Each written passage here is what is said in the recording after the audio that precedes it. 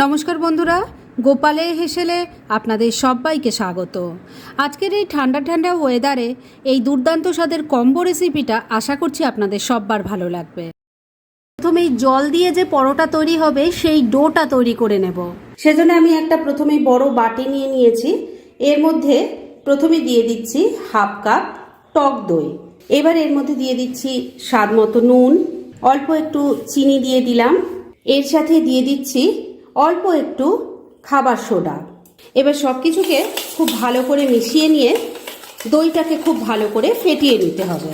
এবার এর মধ্যে আমি পরোটা তৈরি করার জন্য দিয়ে দেব ময়দা। আমি হাফ কাপ টক দই নিয়েছি, তাই ময়দা দিচ্ছি 1 কাপ। আপনারা কিন্তু চাইলে এটা আটা দিয়েও করতে পারেন। এবার ময়দাটাকে খুব ভালো করে এর সাথে মিশিয়ে নিচ্ছি। স্পুনটা দিয়ে আগে সবকিছু খুব ভালো করে মিশিয়ে নিয়েছি। এবার হাত দিয়ে এটা খুব ভালো করে মেখে নিতে হবে। প্রথমে দেখবেন একটু হাতে লেগে লেগে যাবে, কিন্তু এটা মাখতে মাখতে ঠিক হয়ে যাবে। ডোটা দেখুন মাখা হয়ে গেছে, তবে এটা কিন্তু এখনো হাতে একটু লেগে লেগে যাচ্ছে। সেজন্য হাতের মধ্যে দেখুন সামান্য একটু তেল নিয়ে নিয়েছি। এবার এই তেলটা লাগিয়ে দিয়ে ডোটা মাখলে পরে হাতে আর লাগবে না, ডোটা খুব ভালো করে মাখা হয়ে যাবে। ডোটা এবার দেখুন খুব ভালো করে মাখা হয়ে গেছে। এবার আমি এটাকে রেস্টে রেখে দেব অন্তত 25 থেকে 30 মিনিটের জন্য।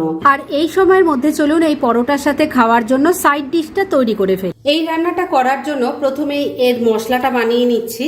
সেজন্য ওভেনের ওপর একটা জালি বসিয়ে এর মধ্যে দিয়ে দিয়েছি, দেখতেই পাচ্ছেন, একটা টমেটো, ছোট একটা আদার টুকরো আর 2টো কাঁচা লঙ্কা। এগুলোকে ঘুরিয়ে ফিরিয়ে হালকা করে রোস্ট করে নিচ্ছি। আদা, টমেটো, কাঁচা লঙ্কা দেখুন রোস্ট করে নামিয়ে রেখে দিয়েছি ঠান্ডা হওয়ার জন্য। আর এবার কড়াইটা গরম করে নিয়েছি। এর মধ্যে দিয়ে দিচ্ছি ছোট চামচের 1 চামচ গোটা জিরে, ছোট চামচের 1 চামচ গোটা ধনে দিয়ে দিলাম গোটা গরম মশলা, যার মধ্যে আছে 2-3টে এলাচ, 2-3টে লবঙ্গ আর একটা দারচিনি। অল্প একটু কাসুরি মেথি দিয়ে দিলাম। আর এর সাথে দিয়ে দিলাম একটা শুকনো লঙ্কা। যেহেতু 2টো কাঁচা লঙ্কা পুড়িয়ে নিয়েছি, তাই একটা শুকনো লঙ্কা দিলাম। এবার ফ্লেমটাকে একদম কমে রেখে মশলাটা ড্রাই রোস্ট করে নিচ্ছি। 2-3 মিনিট সময় নিয়ে মশলাটাকে ড্রাই রোস্ট করে নিয়েছি। এবার এটাকে আমি নামিয়ে রাখছি। প্রথমে এটাকে আগে ঠান্ডা করে নেব, আর তারপর ওই যে টমেটো, আদা আর কাঁচা লঙ্কাটা রোস্ট করে রেখেছিলাম তার সাথেই এটাকে মিশিয়ে নিয়ে একসাথে বেটে নেব। মশলাটা দেখুন তৈরি করে নিয়েছি। আর এবার মূল রান্না শুরু করব। সেজন্য কড়াইয়ে সর্ষের তেল দিয়ে গরম করে নিয়েছি। এর মধ্যে প্রথমেই অল্প নুন দিয়ে দিলাম। এবার পনিরের টুকরোগুলো ভেজে নেব, তাই দিয়ে দিচ্ছি। এখানে আমি 200 গ্রাম পনির নিয়েছি।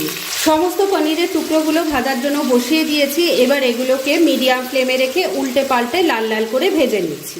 সমস্ত পনিরের টুকরোগুলো দেখুন ভালো করে উল্টে পাল্টে লাল লাল করে ভেজে নিয়েছি। এবার তুলে নিচ্ছি। পনিরের টুকরোগুলো ভেজে তুলে নেওয়ার পর কড়াইয়ে অনেকটা তেল ছিল, আমি কমিয়ে রেখে দিয়েছি, কেননা গ্রেভি তৈরির জন্য এতটা তেলের দরকার নেই। এখন অল্প যে তেলটা আছে তার মধ্যে দিয়ে দিচ্ছি অল্প হিং, একটা তেজপাতা দিয়ে দিলাম। একটু তেলের সাথে মিশিয়ে নাড়াচাড়া করে নিচ্ছি।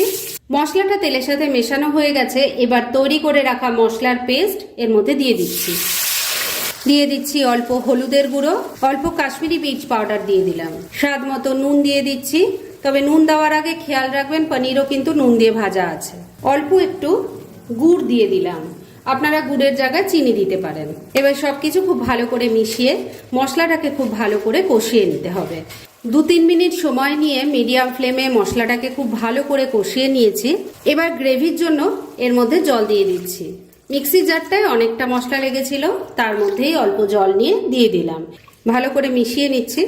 সবকিছু খুব ভালো করে মেশানো হয়ে গেছে। এবার ফ্লেমটাকে লো আর মিডিয়ামের মাঝামাঝি রেখে ঢাকা দিয়ে 2-3 মিনিট রান্না করে নিচ্ছি।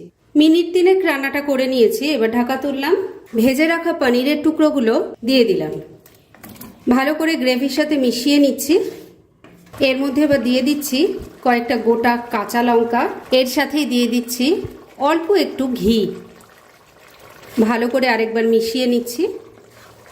এবার ফ্লেমটা ওই লো আর মিডিয়ামের মাঝামাঝিই আছে। ওই ফ্লেমেই মিনিট 2 আবারও রান্নাটা করে নিচ্ছি। মিনিট 2 আবারও রান্নাটা করে নিয়েছি। এবার ঢাকা তুললাম। এবার কিন্তু রান্না একদম রেডি।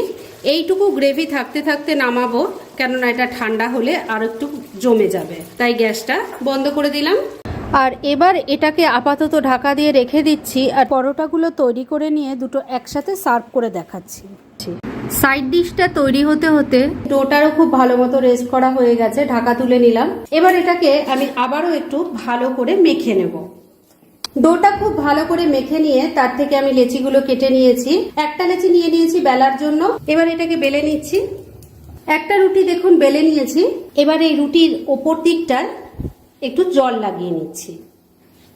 একটা লোহার তাওয়া বসিয়ে খুব ভালো করে গরম করে নিয়েছি। এবার যে দিকটায় জল লাগানো আছে সেই দিকটাই নিচের দিকে দিয়ে দিলাম। ভালো করে একটু সেট করে নিচ্ছি। এবার ফ্লেমটাকে মিডিয়ামে রেখে এটা আগে কিছুক্ষণ হতে দিতে হবে। দেখুন এটা দেওয়ার সঙ্গে সঙ্গে বাবলস ওঠা শুরু করেছে। দেখুন পুরো রুটিটার মধ্যে এবার বাবলস তৈরি হয়ে গেছে। এবার সাঁড়াশিটা দিয়ে ভালো করে এটাকে চেপে ধরে এটাকে উবুর করে একবারে ওভেনে এটা ঘুরিয়ে ঘুরিয়ে ভালো করে সেঁকে নিচ্ছি। দেখুন মাঝে মাঝে আমি উল্টে পাল্টে দেখিয়ে দেবো যে কতটা হচ্ছে। আবার এটা ঘুরিয়ে ফিরিয়ে করে নেব।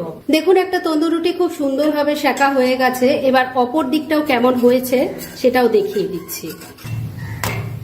দেখুন দুদিকটাই কিন্তু খুব সুন্দরভাবে তৈরি হয়েছে। এবার এটাকে আমি তুলে নিচ্ছি। ফ্রেন্ডস, আমার আজকে দুটো দারুণ টেস্টি নিরামিষ কম্বো রেসিপি একদম রেডি হয়ে গেছে এবং আমি সার্ভ করে দিয়েছি। ভীষণ ইজি রেসিপিগুলো, যে কোনো দিন এটা ট্রাই করতে পারেন আর খেতেও কিন্তু অসাধারণ হয়।